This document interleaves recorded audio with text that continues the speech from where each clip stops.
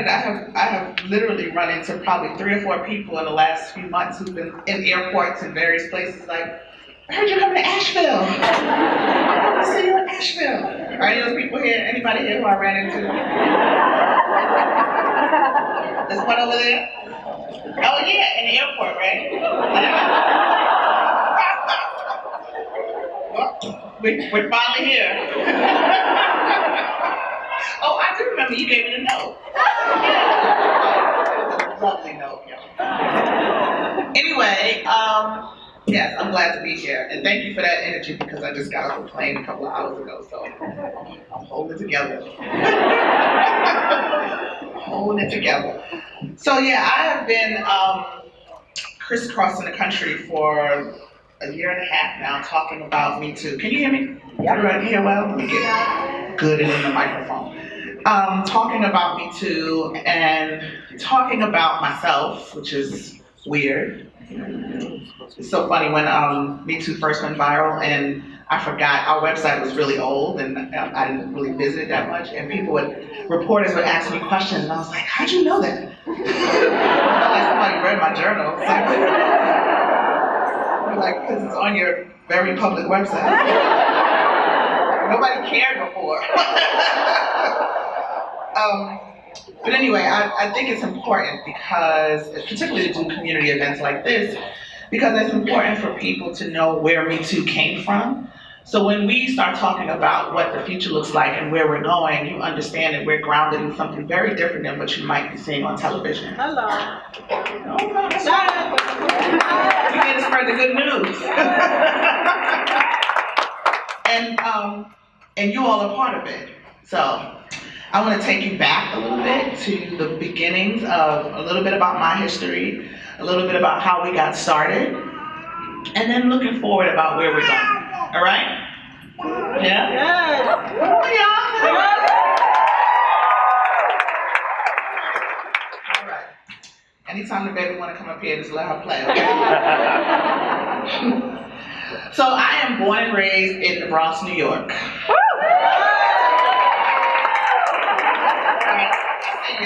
see you. It's always at least one of us who got about 2.5. I know. It's me, Cardi B, and Alexandria. We trying to hold it down. That's right. Bronx is rising. But yeah, I'm born and raised in the Bronx, New York, and I come from an average, family, except that my family would be what folks probably nowadays would call left-leaning. Very socially conscious. I had a grandfather who was Pan-Africanist and was really was clear with me, or shared his desire that I know what it meant to be a Black person in America.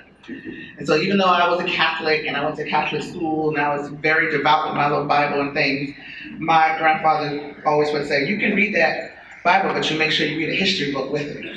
Yeah, so I didn't have a very regular upbringing in that way. I had a grandfather, I was that kid in the 7th grade who was like, my grandfather said Abraham Lincoln didn't free slaves.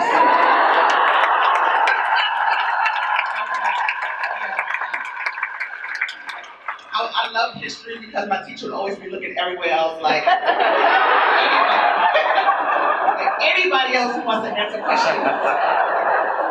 But that's who I was. That's who I was raised to be. And so, and then my mother, who never really used the title feminist. I keep forgetting to have a conversation about that with her. She never called herself a feminist that I can remember, but she definitely raised me wrapped in Black feminist literature. And so at a very young age, I was also reading everything from Audre Lorde to Toni Morrison, Toni Cade Bambara, and Nikki Giovanni and Ntozake Shange and all of these things I had for Colored Girls memorized because we had the Broadway album. It was a lot at 12. But that's who I was. We were a very Black family. I try to explain to people how Black it was. Like, we had birthday cakes on Malcolm X's birthday.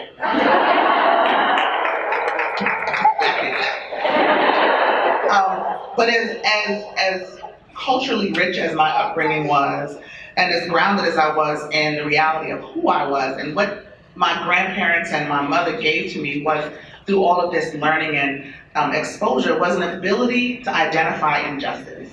It gave me very early on, I could call it out, I could name it when I saw it, I knew what it looked like, and I saw it all around me.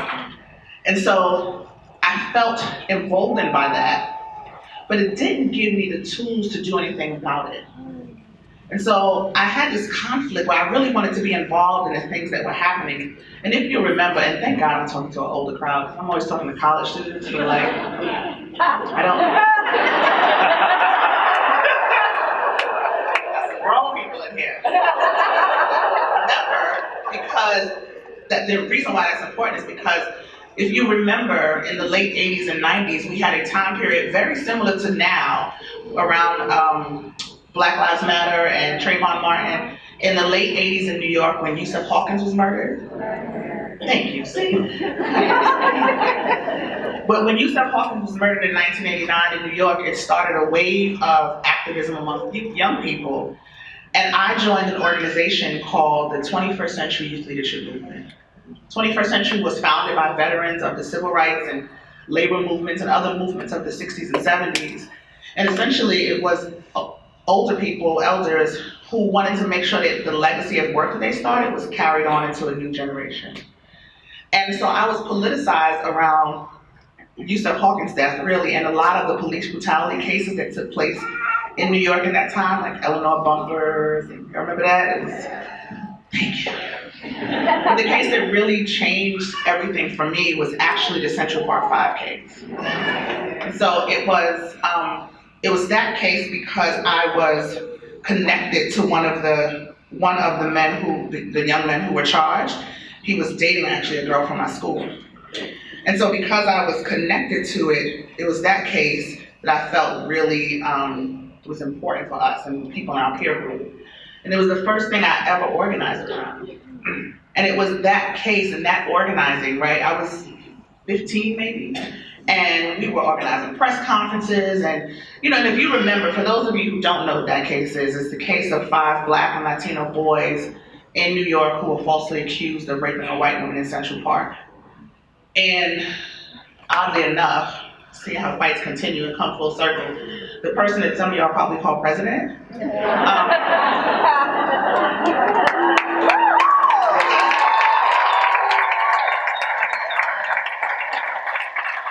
yeah, at the time, he took out full-page ads in New York newspapers calling for the death of these boys. You remember that? He took out full-page ads calling them animals, calling for the death penalty, saying that they should be put down like wild dogs. And so we wanted to push back against that narrative, and so we organized a rally in protest of those advertisements and the newspapers who also supported them. But it was definitely at that time, it's so funny, it's never lost on me that case was about sexual violence, but my participation in it was about racial injustice. Because that's what my work looked like early on. Most of the work I did was around racial and economic injustice. And it was largely because that's what was happening around me, but it was also because sexual violence was never introduced as a social justice issue. In fact, it wasn't introduced at all. There was no conversation about it, nobody talked about it. Nobody definitely talked about it from a community standpoint. We did talk about it in our youth group. I'll get to that in a minute.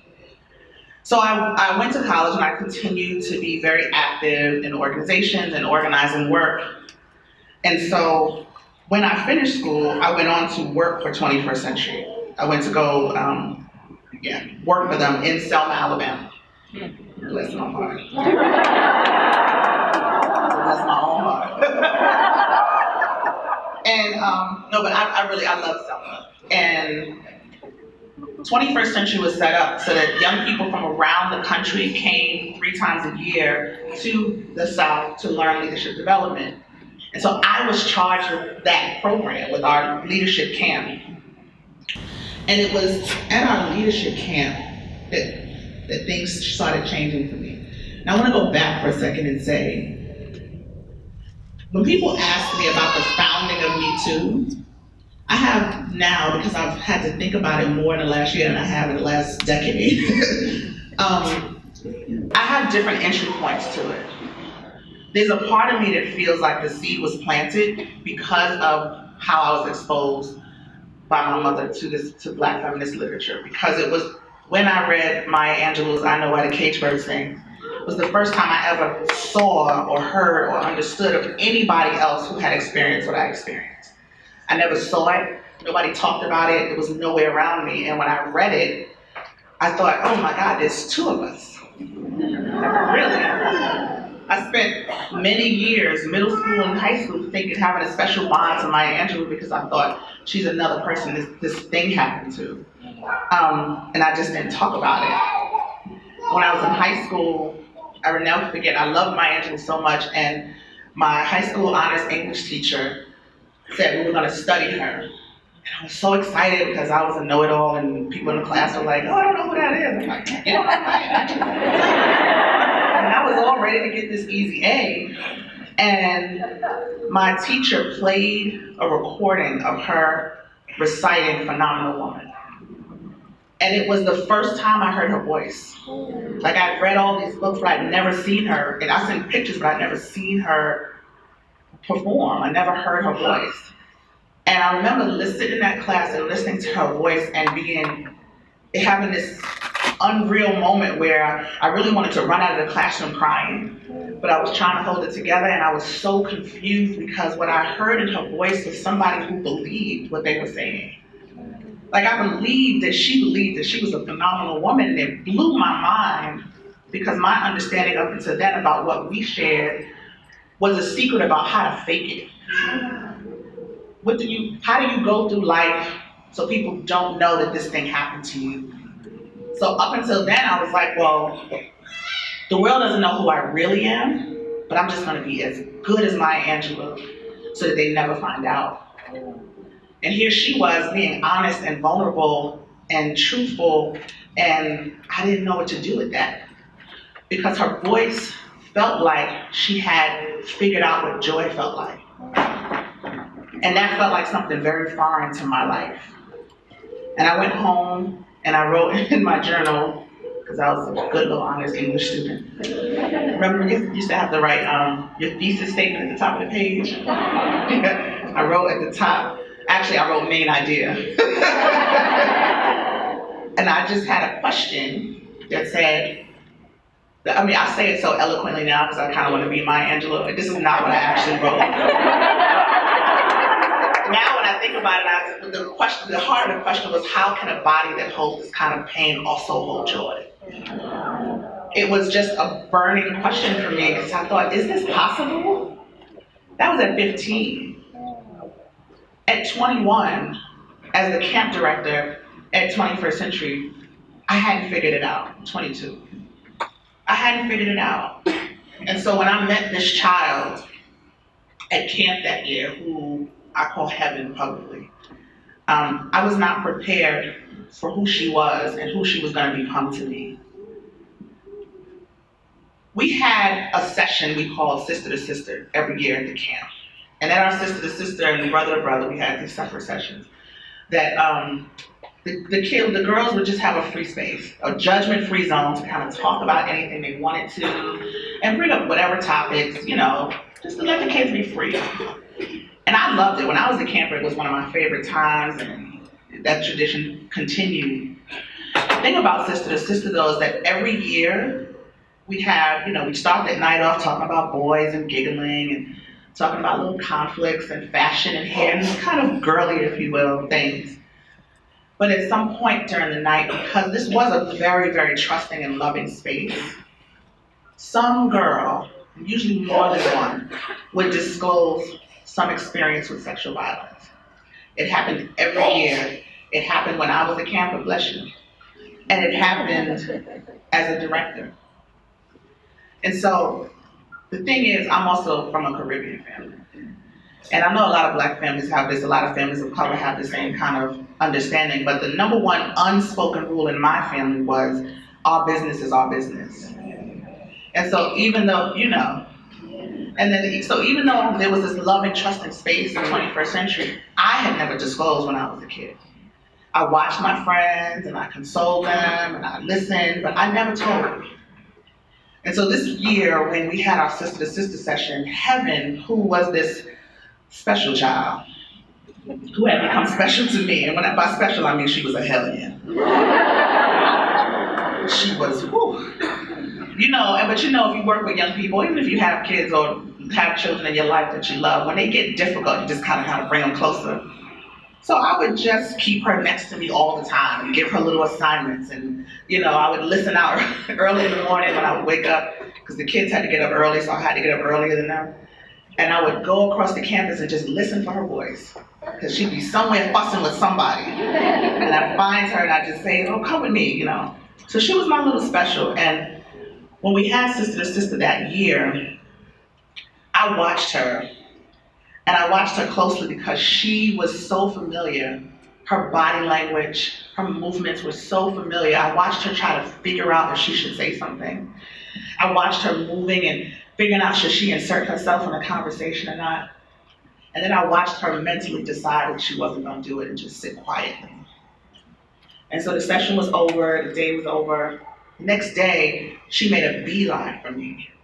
Miss T, I gotta talk to you. Miss T, I need to talk to you. Remember, I'm 21, 22 years old.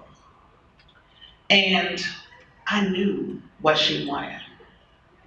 She finally cornered me, and it was different from other days where I usually seek her out. She was trying to catch me all day. When she cornered me and she said, Miss T, I have to talk to you. I said, okay. And I stood there listening to her for what felt like an eternity, but probably was only 5 minutes. And she just went right into this story, talking to me about the things that her mother's boyfriend had done to her. And my body felt sick, and you start feeling lightheaded. And in my mind, intellectually, when I think about that moment, I think about the chatter. Because in my mind, I kept thinking, I don't know what to say. What am I supposed to say right now? I'm not a counselor. I'm not a therapist. I'm not trained for this. I was so scared. And she just would not stop. But in my heart, or what was on my spirit to say is that this happened to me too. But realize that up until that moment, I had never said that out loud. Not to anybody. And I definitely wasn't gonna say it to this child. I know I was scared, but I think it was also because it felt selfish. It felt like not enough. And it wasn't until she stopped talking, because I cut her off and said, I can't help you. And then I saw that disappointment in her face, just for a second, and that little bit of sadness. And then I saw her switch gears and put that tough girl back on and walk away. And in that moment, I realized that that was the only thing I needed to say, because it was all I had to offer, and in that moment, it would have been enough. It was the thing that nobody in all of my 22 years had ever said to me. By that age, I knew I wasn't the only one with Maya Angelou, but we still didn't talk about it. And so people accuse me of courage all the time. I get folks who are like, you're so courageous and you're so brave and what you're doing, and I appreciate it. I am learning to take compliments as well. But when I really think about courage, I think about Heaven. And the courage it takes to be 12 or 13 and look in the face of somebody who said they love you, and they want to protect you, and they care for you, and demand that they hold this thing, because you're a child. I didn't have that kind of courage. I didn't even know where it came from. But I wanted to be able to provide that kind of safety, to evoke that kind of courage. And it felt like it had to be simple, and it had to be enough.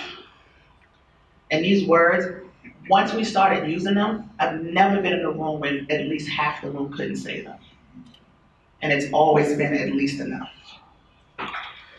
So when I started Just Be Inc., I co-founded it with a friend a few years after the incident with Heaven.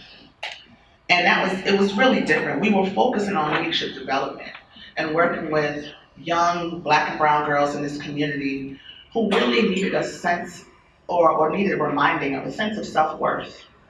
But there were all these self-esteem programs for girls, and it was so interesting. I think they're the same now. They're getting a little bit better, but definitely in the 90s and early 2000s, all the self-esteem programs that said they were about self-esteem were really about etiquette, It was like somebody decided someday that if you learn how to like fold your napkin and cross your legs, and the patriarchy was gonna come down. So strange to me. It was just, we wanted to say something different. We wanted these girls to be grounded in a sense of worthiness, so that when they went out into the world that told them that they weren't worthy, that they knew and they had tools to say that's a lie. And so we did that work. But the same thing happened. When you create that kind of safe haven for people, period, particularly for young people, the disclosure started coming. But it was a little bit different this time because the young people who disclosed to us in our program, a lot of times it was people who said, you know, Miss T, this happened to me. Miss T, I need your help. But other times it was just us observing young people living their life and recognizing the violence in it. Recognizing that this thing that you have normalized is not normal. I remember I had a kid who, one of my high school students, who came late to the program one day and was really upset. I was upset with her because she was always late. She was upset with me because she just had an attitude. And these kids. And she said she was just offhandedly, because she said it in anger, that the reason why she was late is because she had detention. And if she hadn't brought her cheerleading uniform, she wouldn't have got detention. If she hadn't forgot her cheerleading uniform. And I said, what are you talking about? And she said, everybody knows, what's this man's name, Lord? He should be under the jail. I can't think of his name now, but the dean, like y'all would know anyway. But the dean at the high school, she's like, everybody knows Dean so-and-so. All you gotta do is wear your uniform and dance in his office and he'll let you out of detention. She saw nothing wrong with it. She actually did see something wrong with it, I shouldn't say that. But it was a necessity. It was a way of life. It was a thing you just had to do. And so there was a whole, that was sort of when we introduced the social justice part of our work.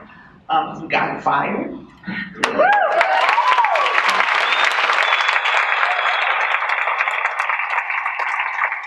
That was an example of the kind of things we were encountering. I had a 7th grade student who was standing outside of junior high school this day, and I just because I happened to be, by the grace of God, I happened to be leaving the school late, and I ran into this child waiting for her ride outside of the building. And I said, why are you still here? And she said, oh, I'm waiting for my boyfriend. And she's a 7th grader, right? So I'm like, okay. And my adult brain fully expected some scrawny little 7th grader to ride up on his bike. And so I stood there with her, because that's what adults do, and I was chit-chatting, and imagine my surprise when a car rolled up, and a grown man rolled down the window. And I said, who is that? That's my boyfriend, Miss Jimmy. Now I usually skip over this part because allegedly he was never heard from again.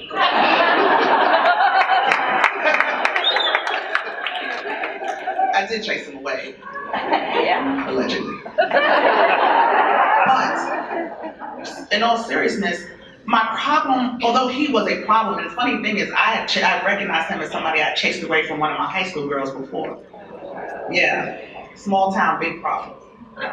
But he wasn't as much the problem as the problem I had the next day when I got back to the school, and I had this 7th grader who was hot fire burning mad with me for breaking up her relationship.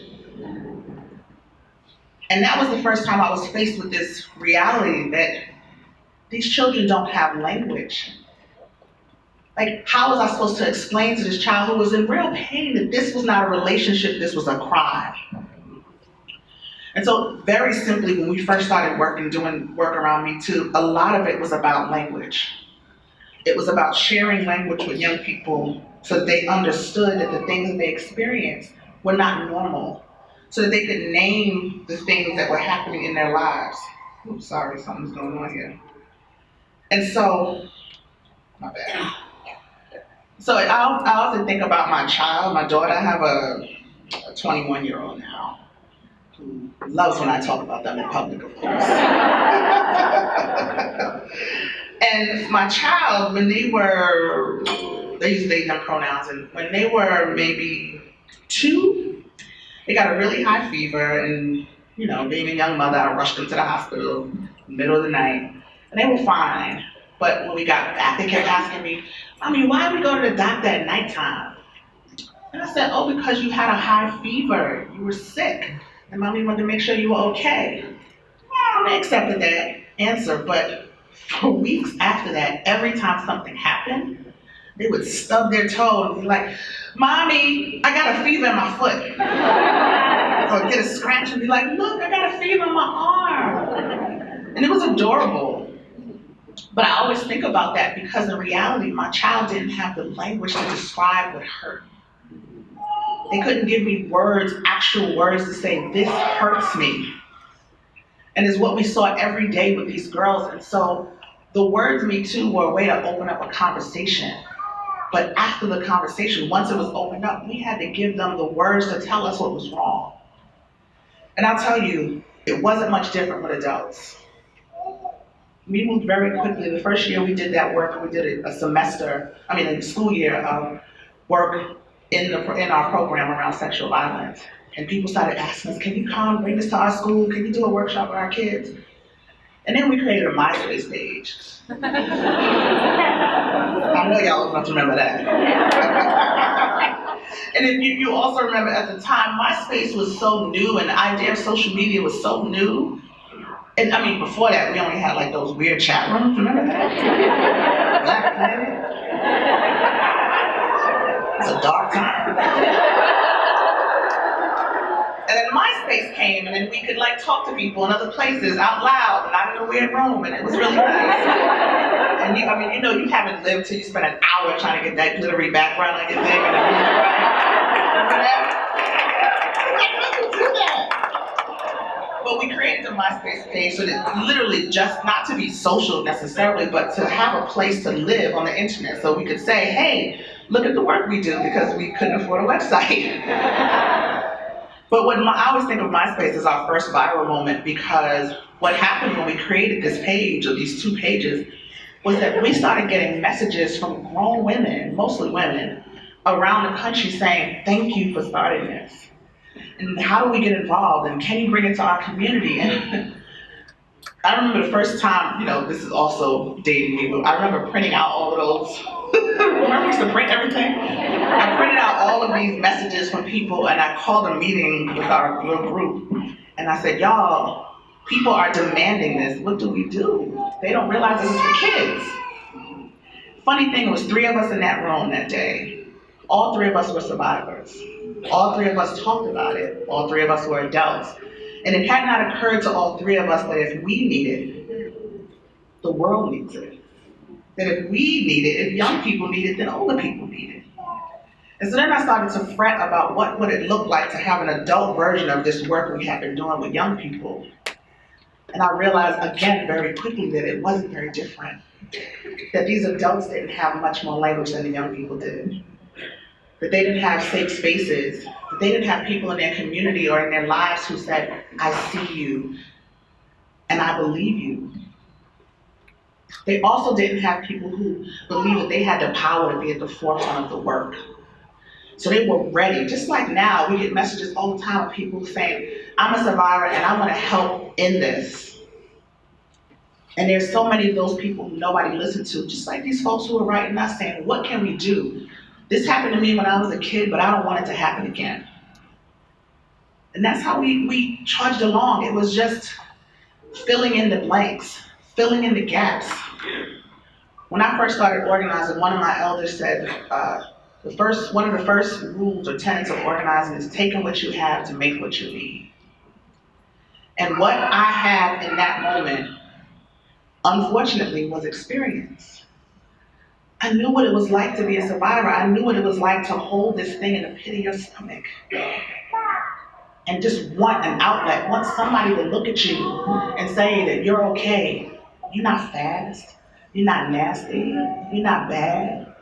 It's not your fault. And you're not alone. That's what we created. We created a space to give that to people. So then Me Too goes viral. We've been minding our business for 10, 12 years. Wearing our little t-shirts, begging people to get us to come. I wish I could fill a room like this 5 years ago. I I was the person who was bugging people at social justice things like, can we just get it on the agenda? I could just get 5 minutes to talk about community healing. And they'd be like, no. I actually had I don't want to name it, but I had a social justice conference once tell me that I could be with the folks who were doing yoga and stuff like that. Because listen, whatever, people are different. Same people tried to get me to keynote this year, but I don't know.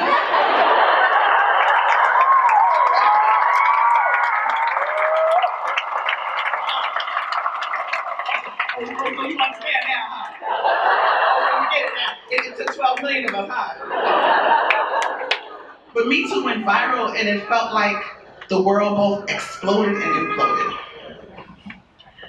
We are now a little over a year later, and I think all the time, obviously, about where we are. It is so amazing. Jokes aside, it is amazing that we are able to have a national, international dialogue about sexual violence. And a lot of this is preaching to the choir. You're here because you support our voices, you support this work, but you live in the world. You know what it's like out there, trying to talk about this thing, trying to bring awareness to it, try to make sure people pay attention to the details. So it's amazing that we can talk about have a national dialogue about sexual violence, but it's still pretty focused on just a small spectrum of sexual violence. I've just now started to hear people shift away from this idea that the Me Too movement is about sexual harassment in the workplace. Sexual harassment in the workplace is a serious problem. I'm not saying that to diminish it at all. But I don't think folks get that probably 95% of the people who hashtag Me Too were not just talking about being harassed at work. Yeah.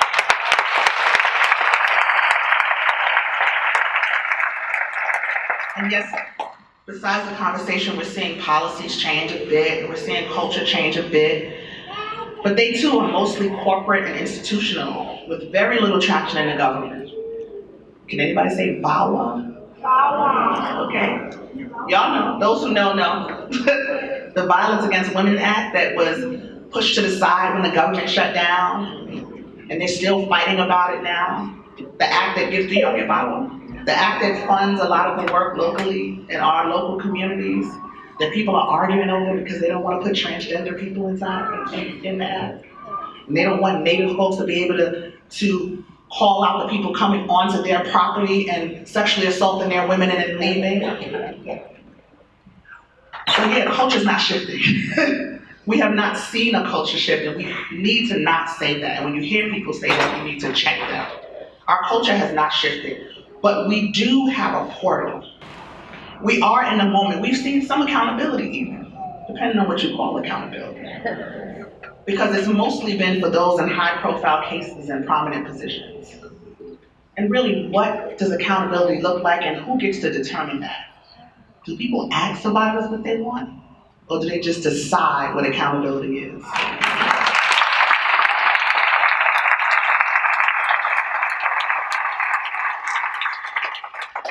In this moment, our most daunting challenge are the misconceptions about this movement. There's been so much positivity around Me Too, so much really great media coverage and really great conversation and really great work. But these misconceptions and ideas that people have threaten to damage what we've done and the gains, a little bit of gains that we made, if we don't pull back the narrative. So the things that I know you've all heard, and the things that I hear the most is that this is a movement about taking down powerful men. I'm so y'all, when I say tired, listen. And the thing that's funny to me, this is a diverse movement.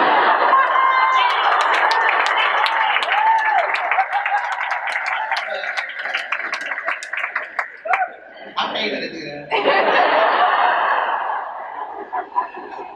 But the thing that's funny to me in this moment are the different kinds of backlash that we get from different groups that all accuse me of being, or us, of being different things, right? So I have these, like, when Kavanaugh was being, going through the Kavanaugh hearing, I know. But when we were going through that, I had a whole bunch of, like, hardcore MAGA Trump people who were like, you feminazi, you don't know what you're doing and blah, blah, blah, and she's a liar, and I'm like, okay. And you need to stop trying to take down these powerful men. You keep going after powerful white men. Really. Then we had the R. Kelly special. And the black folks is like, why are you trying to take down the black community? You love white men. Why are you not going after Harvey Weinstein? Really? Have you read the news at all in the last year and a half? I just want all of them to get together in a room and yell at each other. Like, leave me out of it. But these misconceptions are dangerous because people believe them. When the President of the United States says you have to protect your husbands and protect your brothers and your sons because the Me Too is coming to get them, that means something.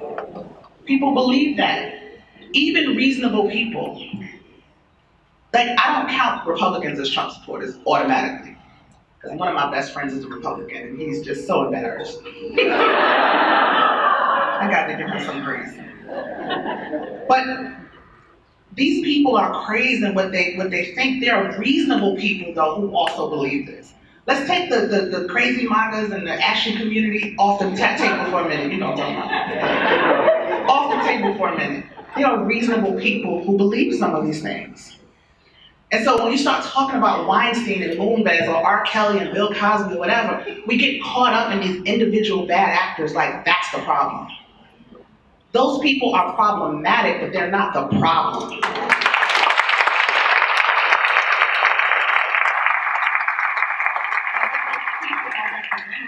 Representative of, or what it looks like when you have an unchecked accumulation of power and a misuse of privilege.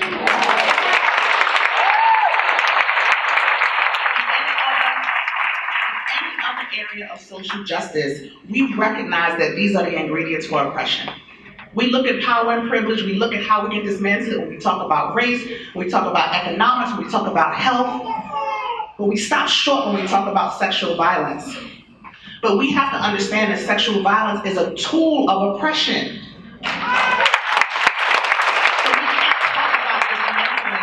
By talking about individuals, it's like playing whack-a-mole after a while, right? You knock one down and another one pops up. You know why? Because underneath it is a system that's creating them every day.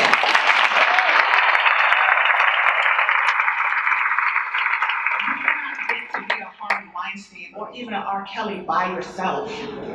There are people who are way more invested in the dollar, in the bottom line, in what Harvey Weinstein or R. Kelly could provide for them. But you know what? If we have that conversation, then we got to talk about capitalism. They're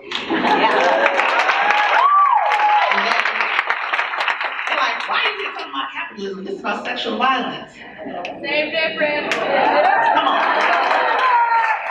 I'm gonna have to have armed security in a while, I know. But I'm like, don't start talking about money. I'm like, how else we gonna get where we need to go? Somebody has to talk about it because we have a deficit in leadership in this moment. And I'm not just talking about the president, although I am talking about the president. But we have a deficit in leadership that is exemplified by the lack of accountability, and that goes honestly across any aisle. We've seen it across the board. No one is willing to be the first. That's what leadership really looks like. When I think about Kavanaugh, y'all, and the Kavanaugh hearings was a turning point for me in my life, really, not even just in this movement. Because I am often in rooms with people who are like-minded, and I'm in a community of people who are doing this work, I really didn't understand how the rest of the world saw and thought about sexual violence. But when I think about Kavanaugh, and maybe this is too wide-eyed, but even though some of us wouldn't have believed it, but what would it have looked like if he had said, when I was 17, I drank a lot. I drank excessively, I might have even had a drinking problem. And although I don't remember the details of what Dr. Ford said, it is quite possible that I did that. And I've spent, though, the last 40 years trying to be a different person than that 17-year-old. Because I've done this and that and this and that and this and that. And so I want to be responsible for the harm that I caused her at 17. But I want to say that I'm not that person anymore. Why couldn't that happen?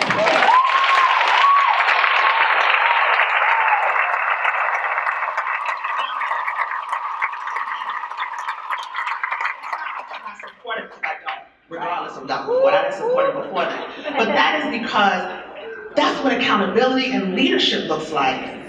There's always going to be people who oppose you, people who are on the other side of the aisle. That's not the point. The point is, if you want to be a leader of the highest court in the land, to set that kind of example would have been unprecedented.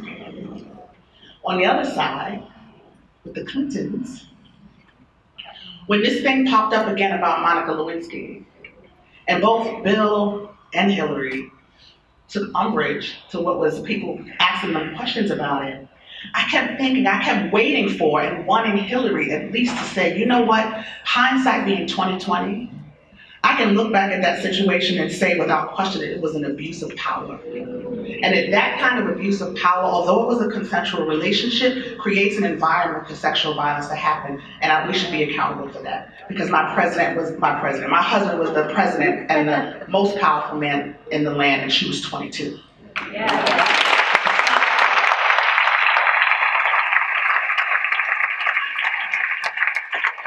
Nothing would have happened to either of those people, but what would have happened is that we would have examples that we could point to and say, listen, this is what we want to exemplify. We want to replicate this behavior in our schools and in our companies and in our businesses and in our churches and in our lives. But because we have that deficit in leadership, this is a moment when we have to step up. There are times in our lives when you have a moral person or people, you have examples in front of us of leadership that we can follow and we can pattern ourselves after. And then there are other times when we have to say, this is what leadership looks like, and this is how I want to be led. This is a moment where we have to show what that leadership looks like. Because while people are bickering about who did what and who didn't, survivors are being forgotten. They're being forgotten. People love to talk about numbers when we talk about the Me Too movement, right? This million people did that, this million people did that. 12 million people used that hashtag in the first 24 hours. 12 million people used that hashtag in the first 24 hours. There is nothing that could have happened where 12 million people responded, nothing else, that wouldn't have shifted the world. If we wake up tomorrow and 12 million people suddenly caught a disease that spread across the world and didn't discriminate, that caught people in all walks of life, can you imagine if that happened and the headline said, well, how are we going to date now with this new disease? What do we do now? The only three questions to ask is, how did we get here? How do we stop it? And how do we make sure it never happens again?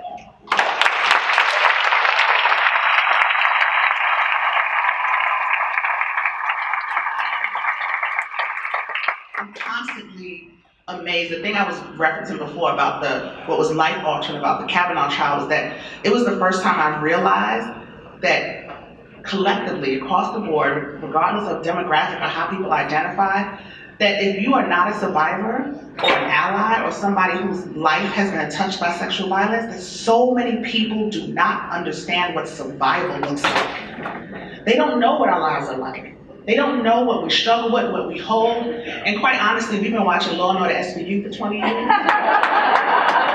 Which is my favorite show. I know it's problematic, but that's my show. But television and media has given us a finite way to describe survival or to say what survivors look like. And so when you have a Dr. Blasey Ford who comes out and says, I remember these details explicitly, but I don't remember the house. And people say, oh, well, she's lying. Even survivors. I had people who would write to me and say, oh, this happened to me when I was young and I remember every single detail, so she's definitely lying. I had a debate with somebody who I care about this until I finally said, the number one thing that you criticize me about is my terrible memory. Because I do, I have a terrible memory. And I said, I have a terrible memory because I've spent the last 40 years trying to forget.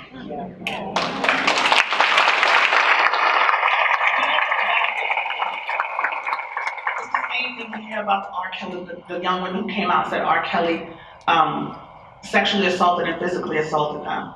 Well, they knew what they were doing. They went to him willingly. Really? You gonna blame a 14-year-old for what a 37-year-old man did to her? We don't know what grooming looks like. We don't understand those concepts. That's why the people around Michael Jackson's accusers are going crazy. They're lying. Why would you stay in the life of a man who abused you? Really? Talk to some of these young men who are in the Catholic Church.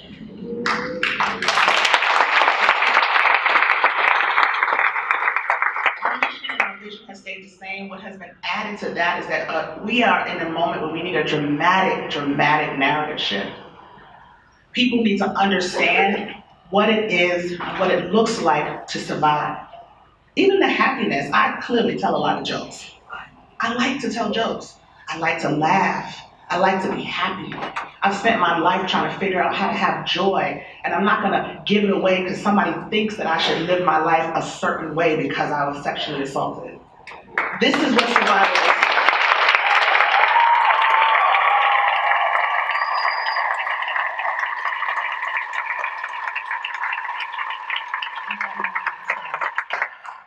But I want to say that the Me Too movement is a global community of survivors committed to healing and action. Survivors, allies, and advocates who are committed to healing and action, period. When you hear people talk about other things and they say, well, what about this and what about that, and I read this and I read that, you need to stop that. In fact, bless you, baby. In fact, when you leave here, if you don't remember anything else, you need to take that with you, that if you want to do something, you want to be a part of this movement and you don't know how, the way you can start is by talking about it differently and making sure other people talk about it differently. I can be one person and I can come talk to a room full of people, but if each of you talk to 5 people and we start spreading that message, then people will start understanding that we have work to do and we cannot let this portal close. We are in a unique historical moment. Those of us who've been doing this work for 10 and 15 and 20 and 30 and 40 and 50 years, some of us know that we've never had a moment like this in history. And we will squander it if we keep talking about it wrong and we keep focusing on the wrong things and we keep thinking about perpetrators. Our work is about centering survivors, especially survivors of color and the most marginalized among us, including queer and trans.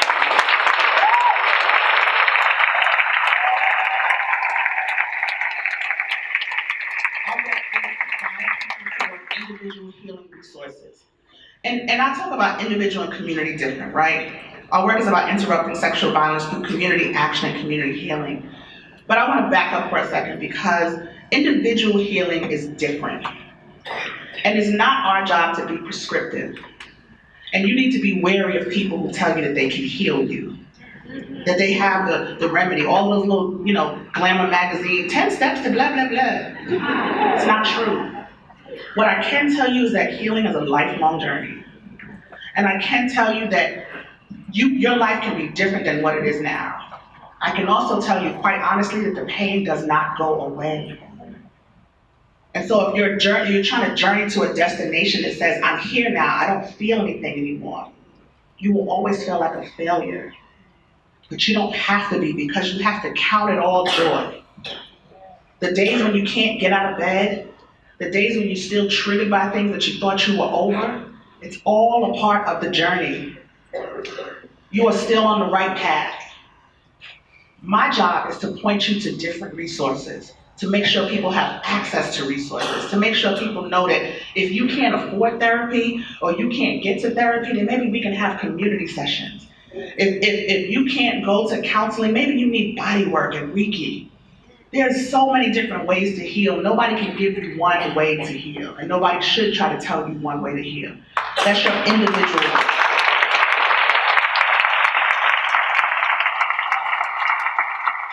Community healing is different. Because community healing is the ways in which we decide to live and exist together as a community.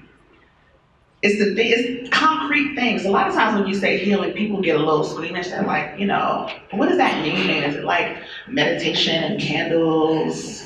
And yes, maybe. But more so than that, it is, little thing is bugging out here, sorry. But more so than that, there are concrete things like laws and policy and culture. And we get to define that. We get to say what that is. In our communities, it's agencies like Our Voices, this brilliant agency, that are perfectly positioned to take leadership in this direction by exemplifying what a community working to end sexual violence looks like. We have these people, this is the thing I was most afraid of as Me Too started getting bigger and bigger and bigger, is taking up all the space, taking up all the air in the room. People who don't do this work and never did this work started saying things like, oh God, thank God we finally have a movement. No, baby. Thank God you are joining this movement. We've been here. And it's not just Me Too. There are people across this country, there are people across the world who have been working tirelessly to this end for decades. People are just now finding out about folks like Reese Taylor and the work that Rosa Parks did. We've been in this game. And Black women have been in it for a long time, deep in intention.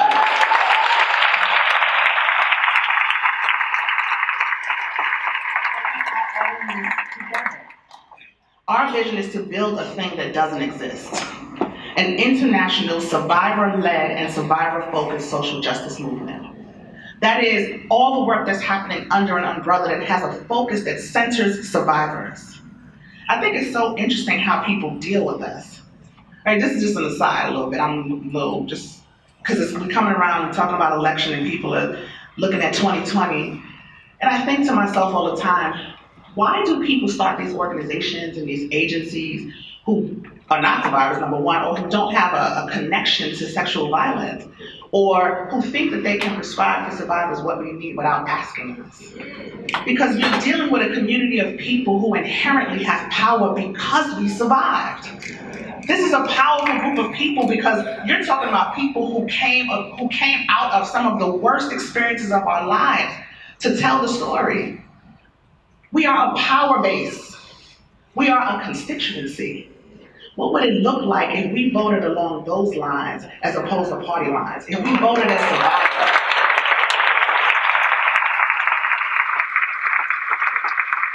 What would it look like if you said, I will not vote for a person in any office that does not put on their agenda that they're intentionally trying to make this community less vulnerable to sexual violence?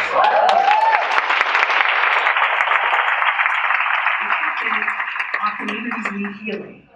As much as we need it as individuals, I often tell this, it's not a story, but this analogy that I think about all the time, which is that, you know, when somebody comes out of drug rehab, the number one advice they're given is not to go back in the communities where they used, right? They're instructed not to go around the same people or go into the same environment where they were using drugs. And then I think about how many of us have to still live and work and worship in the places we were harmed.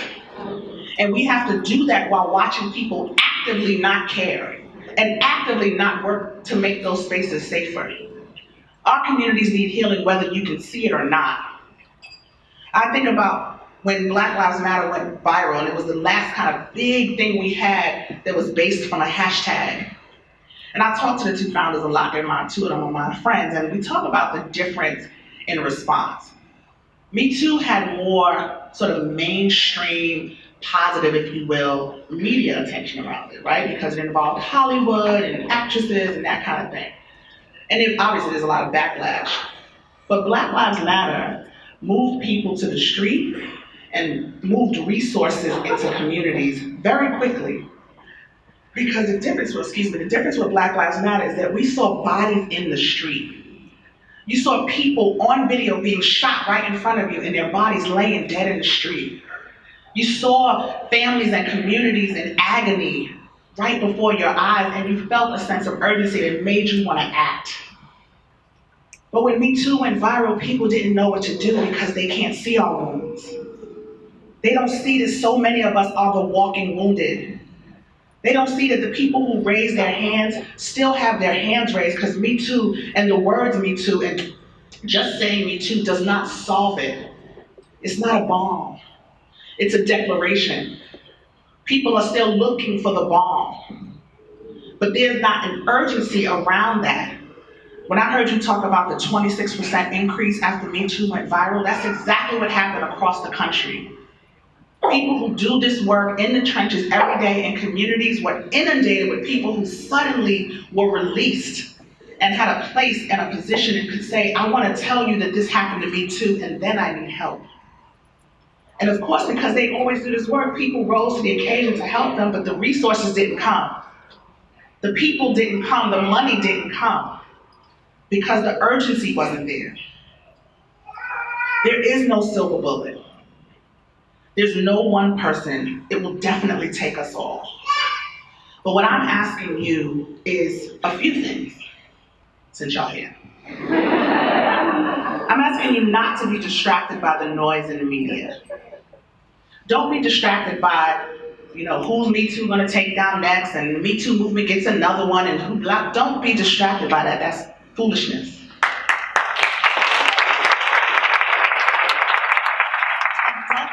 Other people tell you what this work is or who it's for. Don't let other people define that for you. I'm telling you, this is work about community, about healing and action, and it's for all of us. This is our movement. Nobody else gets to define that, and nobody gets left out unless you leave yourself out.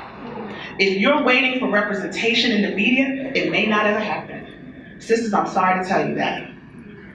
Our pain has never been prefaced over others. It may not happen. I'm working like a one-arm paper hanger to make it happen. But it's hard. Even with all of this celebrity and visibility, it's hard. But what I also want to say is, while we're working for representation and representation matters, we have to know that while we're not represented in mainstream media, the pain is still happening in our community. The work is still happening in our community, and we have to still be responsive. We can't hide behind the fact, oh, this is not our movement because I don't see myself. You see yourself. Look around. Look in your church. Look in your house. Look in your job. Look in your mirror. We are all represented in this movement. Don't elect yourself out. They don't talk about us. They don't talk about indigenous missing and murdered. They don't talk about trans people. They don't talk about disabled people. They barely talk about white women anymore. Because they don't talk about survivors. It's all about these people who can sell newspapers and sell clicks and whatever else. Just don't be distracted by it. That's the bottom line.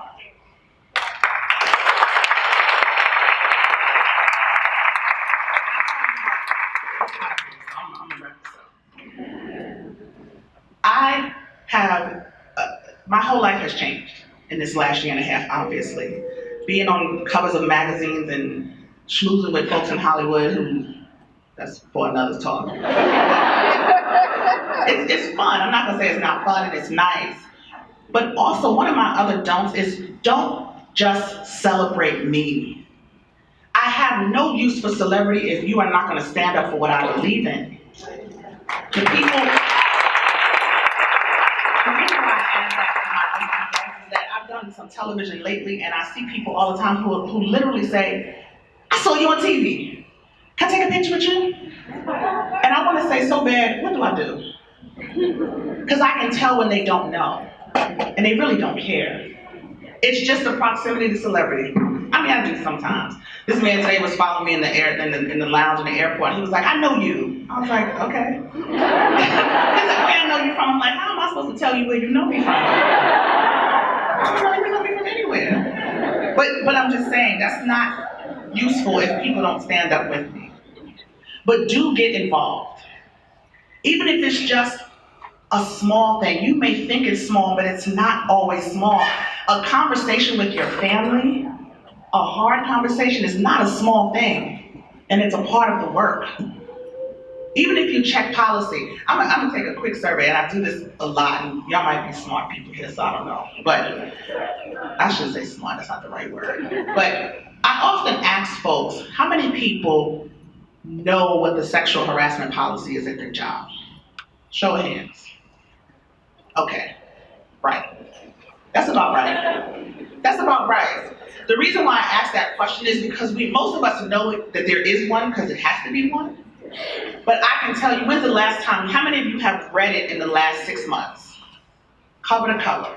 Look around. Every one of us has a sexual harassment policy at our job. You want to do some work? Go look at that policy. Print it out. Make copies. Get some people together, men and women. Have a little coffee date or something, brunch or dinner. I know you don't want to have dinner with your coworkers, but I'm just saying. Gather the people together and read it. And don't just read it, but read it and then compare it to your lived experience at that job.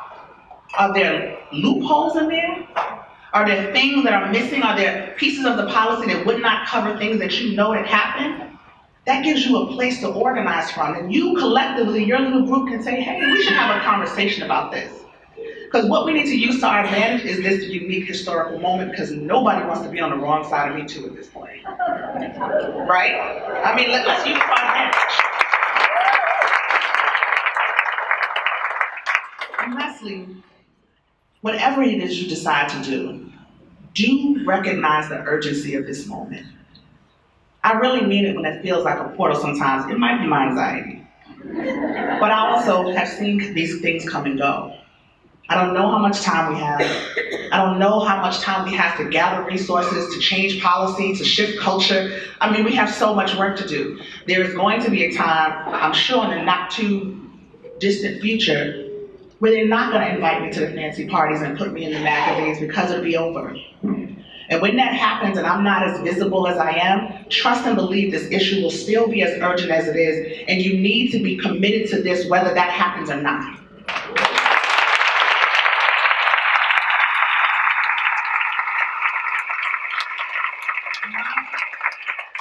Is that for me? Oh, okay. I thought that was a wrap it up signal. I am wrapping it up though. I keep saying I'm like a Baptist preacher, I'll be lying, right? I'm gonna take my seat. I just want to leave you with one more word. Oh, really, this is a word. One of my really good friends is a thought leader, Dr. Imani Perry. She's brilliant. You should look her up. She has amazing books. But in her new book, she has a quote. And the quote is, awareness in and of itself is not a virtue without a moral imperative. This is our moral imperative. This is it. We need to stand up for it. We need to rally around it. We need to make sure that it stays lifted up in the light, and we need to do the work, however we define the work. This is our moral imperative. I'm just asking that we work together. Let us work together. Let us heal together. And if you... Yes, baby. That's my amen point. Come on. You're getting all the snacks. If you all are ready to do that work, I can only leave you with these two words. Me too.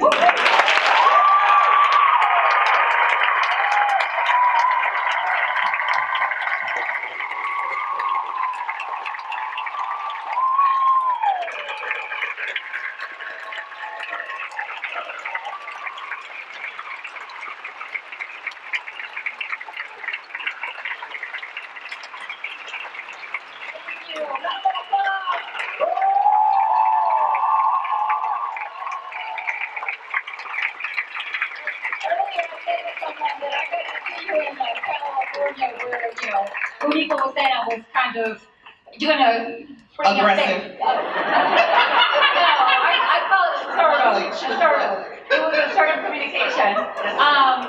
But I remember, and I was saying to someone, remarking earlier about how I had seen you for about 10 minutes because I was busy running from one place to the other. And I said I was ready to burn down the patriarchy. I didn't know where, but it was going to happen. But I really want to thank you because you honed in on a lot of points. One, it's not up to the Rape Crisis Center to do this work alone.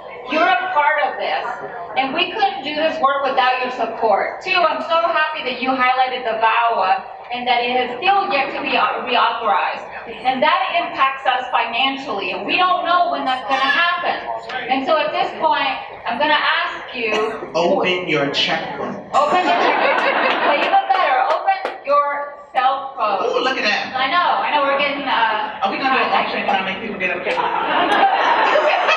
get up and get their cell phone. Open your cell phone. I'm just going to do it for time. Open your cell phone. Open your cell phone at this point, and if you want to make a donation to continue to support this work, because we need your support more than ever, I will ask of you two things. One, call your representatives and demand the reauthorization of VAWA.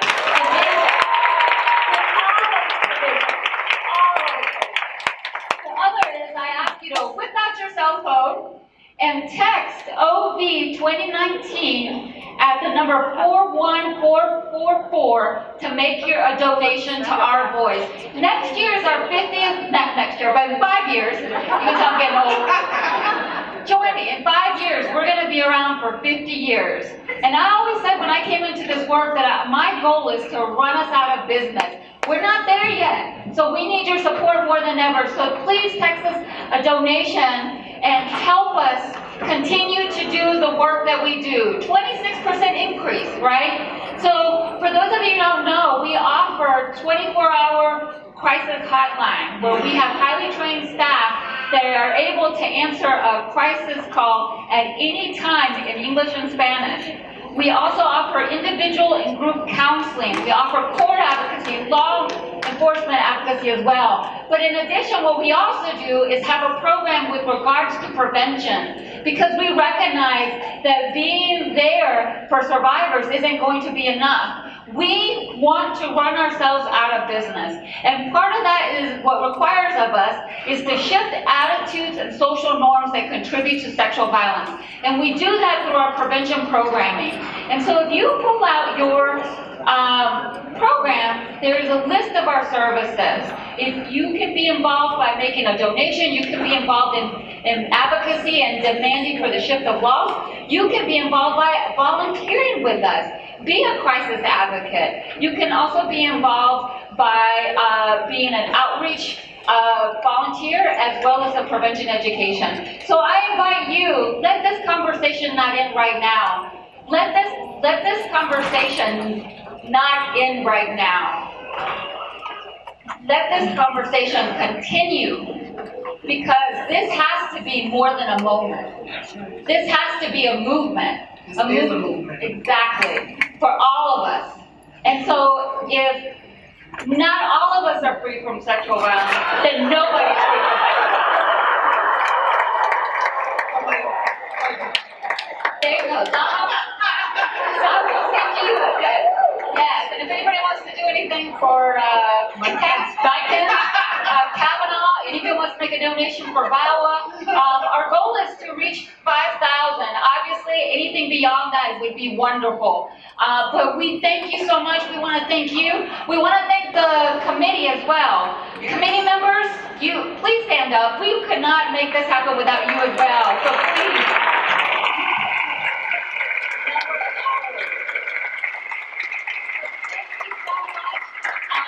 Thank you again. Thank you so much. Thank you, Asheville. Thank you. Thank you so much.